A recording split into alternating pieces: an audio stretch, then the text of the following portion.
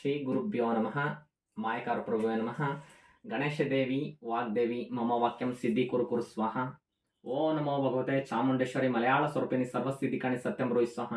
ಆರಾಧ್ಯ ದೇವನಾಗಿರ್ತಕ್ಕಂಥ ಮಹಾಕಾಳ ಭೈರವ ಮಹಾಕಾಳಿಯನ್ನು ಮನದಲ್ಲಿ ನೆನೆಯುತ್ತಾ ವಿದ್ಯಾಗುರುಗಳ ತಂದೆ ತಾಯಿಗಳ ಪಾದಾರ ವಿಂದಗಳಿಗೆ ನಮಸ್ಕರಿಸುತ್ತಾ ಬಸವಾದಿ ಶರಣರನ್ನ ಪಂಚಚರಣ ಮನದಲ್ಲಿ ನೆನೆಯುತ್ತಾ ಇವತ್ತಿನ ದಿನ ವಿಶೇಷ ದಿನ. ಆಕ್ಚುಲಿ ಬರ್ತಕ್ಕಂತಹ ಇದೇ ತಿಂಗಳಲ್ಲಿ ಬರ್ತಕ್ಕಂಥ ಶನಿವಾರ ಅಂದ್ರೆ 31ನೇ ತಾರೀಕು ಶನಿವಾರ ಶನಿ ಪ್ರದೋಷ ಇದೆ ಒಂದು. ಅದೇ ದಿನ ಗುರು ಪುಷ್ಯ ಇದೆ. ಗುರು ಪುಷ್ಯ ಇಟ್ ಮೀನ್ಸ್ ಅವತ್ತು ಪುಷ್ಯ ನಕ್ಷತ್ರ ಬಂದಿದ್ದು, ಪುಷ್ಯ ನಕ್ಷತ್ರಕ್ಕೆ ಅಧಿಪತಿ ಆಕ್ಚುಲಿ ನಕ್ಷತ್ರಕ್ಕೆ ಅಧಿಪತಿ ಬಂದು ಶನಿ ಮಹಾತ್ಮ ಆಗಿರ್ತಾನೆ.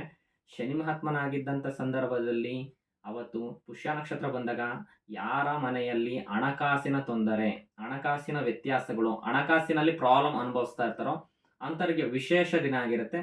ಯಾವ ರೀತಿನಪ್ಪ ಇದು ಹಣಕಾಸಿನಲ್ಲಿ ಸಮಸ್ಯೆನ ಬಗೆಹರಿಸ್ಕೊಳ್ಬೇಕಂತ ಹೇಳಿದ್ರೆ, ಪುಷ್ಯ ನಕ್ಷತ್ರ ದಿನ ಇದ್ದಿದ್ದಿನ ಶನಿವಾರ ಬೆಳಗ್ಗೆ ಬಿಳಿ ಎಕ್ಕದ ಗಿಡದ ಹತ್ರಕ್ಕೆ ಹೋಗ್ಬೇಕು. ಬಿಳಿ ಎಕ್ಕದ ಗಿಡದ ಹತ್ರಕ್ಕೆ ಹೋಗ್ಬಿಟ್ಟು ಎಕ್ಕದ ಗಿಡನ ನೀವೇನ್ ಮಾಡಬೇಕು, ವಿಧಿವಿಧಾನದ ಪೂರ್ವಕವಾಗಿ ಪೂಜೆ ಮಾಡಬೇಕು. ಪೂಜೆ ಆದ ತದನಂತರ ಹಂಗ್ನೂಲ್ ಕಟ್ಟಿ ನೀವು ಉತ್ತರ ದಿಕ್ಕಿಗೆ ಫೇಸ್ ಮಾಡಾರ ಇದು ಮಾಡಿ, ಅಥವಾ ದಕ್ಷಿಣ ಫೇಸ್ ಮಾಡಿ ಹೆಂಗಾರ ಮಾಡಿ ಪೂಜೆ ಮಾಡಿ. ಪೂಜೆ ಆದ ತದನಂತರ ನೀವೇನ್ ಮಾಡಬೇಕು, ಪೂಜೆ ಆಗಿ ಸೀದಾ ಮನೆಗೆ ಬರಬೇಕು.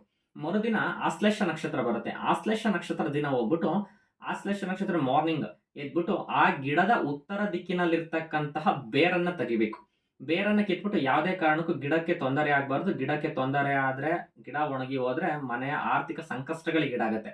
ಆ ಗಿಡದ ಬೇರನ್ನ ಕಿತ್ಕೊಂಡು ತಗೊಂಡು ಬಂದು ಮನೆಯಲ್ಲಿ ಒಣಗಿಸ್ಕೋಬೇಕು. ಒಣಗಿಸ್ಕೊಂಡು ಒಂದು ಯಂತ್ರದಲ್ಲಿ ತಾಯ್ತ ಮಾಡ್ಬಿಟ್ಟು, ತಾಯ್ತದಲ್ಲಿ ಆ ಬೇರನ್ನ ಏನ್ ಮಾಡ್ಬೇಕು, ಕಟ್ಟಿ ಬೇರನ್ನ ಅದರೊಳಗಡೆ ಇಟ್ಬಿಟ್ಟು ಗಂಟು ಕಟ್ಟಿ ಬಲರಟ್ಟೆಯಲ್ಲಿ ಧರಿಸಿ ನಿತ್ಯ ಅಷ್ಟಲಕ್ಷ್ಮಿ ಸ್ತೋತ್ರನ ದಿನನಿತ್ಯ ಪಠನೆ ಮಾಡೋದ್ರಿಂದ ನಿಮಗೆ ಆರ್ಥಿಕ ಸಂಕಷ್ಟಗಳು, ಸಮಸ್ಯೆಗಳು, ಆರ್ಥಿಕ ಅಭಿವೃದ್ಧಿ, ಬೆಳವಣಿಗೆ ಕಾಣ್ತಾ ಹೋಗುತ್ತೆ. ಇದು ನಿಮಗೆ ಲೈಕ್ ಆದ್ರೆ, ಇಷ್ಟ ಆದ್ರೆ ಶೇರ್ ಮಾಡಿ. ಕಾಲಭೈರವ ಆಸ್ಟ್ರೇಲಿಯಾ ಸೆಂಟರ್ ಅನ್ನ ಇದೇ ಯೂಟ್ಯೂಬ್ ಚಾನಲ್ ಅನ್ನ ಇಲ್ಲ ಇನ್ಸ್ಟಾಗ್ರಾಮ್ ಪೇಜ್ ಅನ್ನ ಯಾವ್ದ್ರಾಗಾರ ಪೇಜ್ ಲೈಕ್ ಮಾಡಿ. ಧನ್ಯವಾದ.